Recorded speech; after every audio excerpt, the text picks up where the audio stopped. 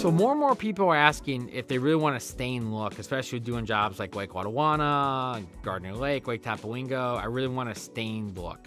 Hardie is not a product you can traditionally stain, especially if you already have in your house. They do have some newer products out there that Hardie's making themselves, as well as a third party. It's a two-tone paint that's made to look like stain. And so like you can get that kind of wood cabin or lake house look. It is limited to a few different stain options, and it's limited to some different products and sizes. But if you want like lap siding or shingle siding and you want a stain look, it's something we can absolutely now provide you that we couldn't have maybe 4 or 5 years ago. So it's a very newer product that's been out in the market.